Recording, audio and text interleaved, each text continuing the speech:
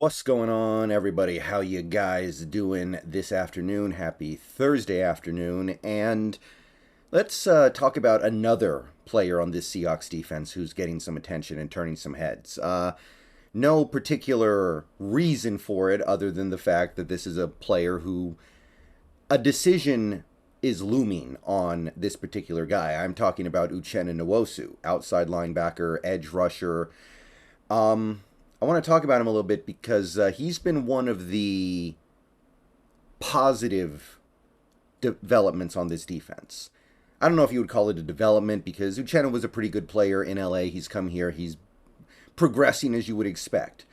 Um, I don't know if what he's doing so far this year is like a complete shock to everybody.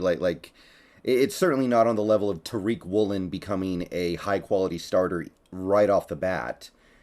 But Uchenna's been nice, and I want to talk about this because before too long here, not in the next couple months or anything, but at some point this off season, we're gonna have to make an interesting decision about Uchenna.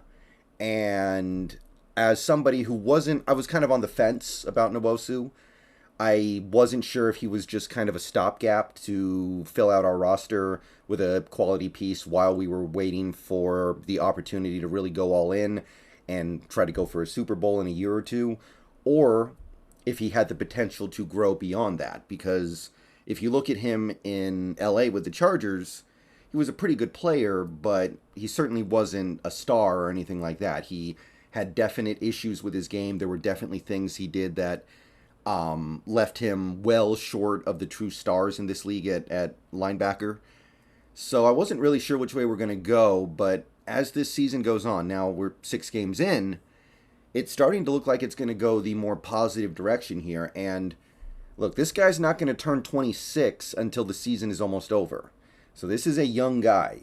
He's not as young as some of the rookies, but actually, he's only slightly older than some of the guys who are going to be in this upcoming rookie class. So we're not talking about an older player here. We're not talking about a 30-year-old player that we're trying to make a decision on that it feels like a coin flip. No, Nwosu is going to turn 26 right before the season ends. So he should have his physical prime in front of him. And question is, based off what we're seeing right now and based off what we're hearing about this guy, do we want to make him a long-standing part of this defense going into 2023 and years beyond that even? Because this upcoming offseason, that may end up being the decision that we make on Uchenna Nwosu. So, Nwosu, when you just look at him as a player on the field through 6 games, there's a lot of stuff to like. He's obviously been very involved in this defense. He's started all 6 games. He's played a ridiculous number of snaps. He's got 3 sacks, which puts him on pace to crush his former career season high of 5, which he achieved in 17 games last year for the Chargers. He's knocking down passes at the line of scrimmage. He's doing some stuff in coverage that's pretty solid. He's made some game-turning plays. He's forced a fumble. He recovered a fumble that almost saved the game against the Falcons. He's playing the run well, making plays in the backfield. He's getting up pressure on opposing quarterbacks. He's doing some good stuff out there just as you look at him as what he's actually contributing to the team. Admittedly, his overall pressure rate is down a little bit. He's got 8 through 6 games, so just a little more than like 1 and 1/3. Whereas last year he had 30 in 17 games, so pretty close to 2 a game. But the thing with Nwosu was that he struggled to turn his pressures into sacks. Like last year, he had 30 pressures, almost 2 a game, but he only had 5 sacks. And while pressures are definitely still valuable, I think we all understand that you would rather have the sack than the pressure.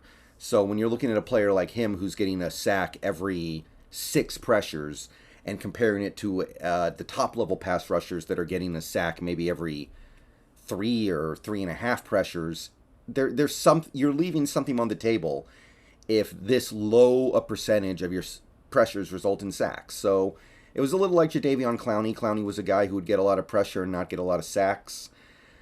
As you can see, he is turning his pressures into sacks this year. he he's on pace to crush his old record in sacks. Like I said, he's really doing a good job of being efficient as a player. He's made some big plays at very opportune moments. Speaking more broadly, he won a Defensive Player of the Week back in Week 1 for the game he had against the Broncos, which, I mean, hey, probably still going to be our game of the year, right? For many, many reasons. And he showed up about as much as anyone can show up. His tackling has been good while we're at it. And PFF likes him quite a bit. They've given him a grade of 68 so far. And included in that is the fact that they think he's a great all-around player, run defense and pass rush. And by the way, this grade was knocked down significantly for his game against the Cardinals. And me and Hawksnest were talking about this a little bit. He thinks it's because he was doing a lot of QB spy, and that's a area that PFF doesn't fully grasp yet. Excuse me. But it's not just the stuff he's doing on the field. It's not just the stats. It's just not just the impact. Corbin Smith dropped a little bit of an article yesterday talking about this guy, and the general message behind the article is that Nwosu's become a leader in the locker room for the Seahawks. He's become a leader on the field for the defense. He loves being here. The guys love him here. And they've allowed him to have freedom coming off the edge, which is something he didn't necessarily have in LA. And he's been thriving in that role. He's been playing many different roles for this Seahawks defense, and he's succeeding in most of them. He's playing the run well. I'm seeing him play fine in coverage. I'm seeing him rush the passer. I'm seeing him actually turning his pressures into big plays in the backfield. He's helping force some turnovers. So you look at the fact that Nwosu is doing so many things well in this defense. He's one of the guys who is absolutely benefiting from this new defense and is grateful for it because he's taken to it so well.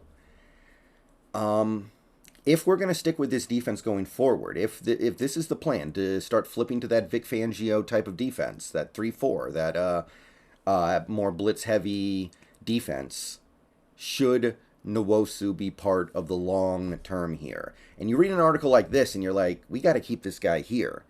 You look at the numbers and you're like, this is a guy worth keeping. You look at his age and you're like, yeah.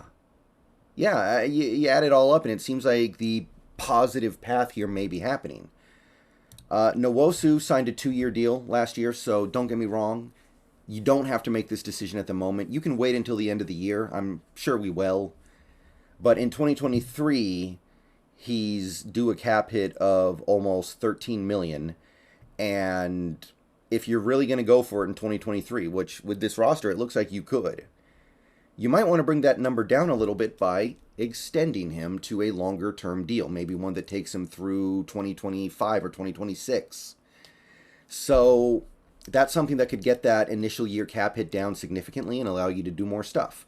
And it also locks in a player at whatever rate, a good player at whatever rate he's going to be. By the way, you're getting a little bit of a discount because you're extending him while he still has a live contract with you. And you may have just taken care of a potential future hole on your defense.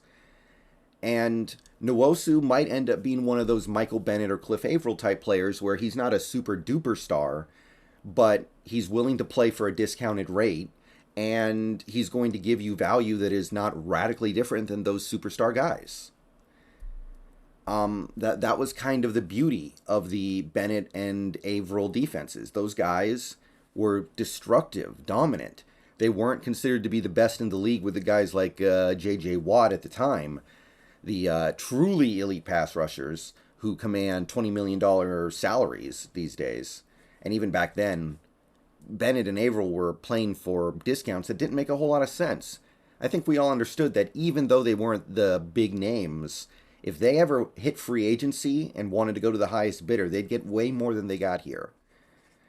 And because they weren't stars, I think they just decided, you know what, we'd rather stay here where things are good, rather stay here where we can win, where we know we're going to get used right because they've been using us the right way these last couple years we've been here. And maybe Nwosu's going to be like that, where he's not a star, Nobody's going to give him a 9-figure contract this offseason unless he like averages 2 sacks a game the rest of the year, I guess. But you can retain him for some reasonable price. Like maybe if the top pass rushers right now going for like 25 million, in some cases maybe even a little bit more. Maybe Nwosu says, okay, sign me 4 years, 55 to 60 million. That would be a good deal lower than the upper level guys, but it would be still enough to probably make him feel like he's being well compensated for his work. It's just one of those compromises that could leave both people happy. Because, again, not a big name. Most people have struggled pronouncing his name, so the people who do know his name, they struggle to even pronounce it. So this is not some Myles Garrett or Micah Parsons guy. And because of that, they often don't quite get the offers that they should because they're not the best of the best. They're just kind of in that area between the really good players and the best. So this might be an opportunity to get another guy in here for a few years, like the Cliff Averill, Michael Bennett sort, where you're getting a really good player and you're probably getting him at a good rate because he's not getting the top money, but he's still getting his money and he's still got to be fairly happy with the way things have worked out. So put it all together, I'm starting to feel like this guy might end up being a long-term part of this defense.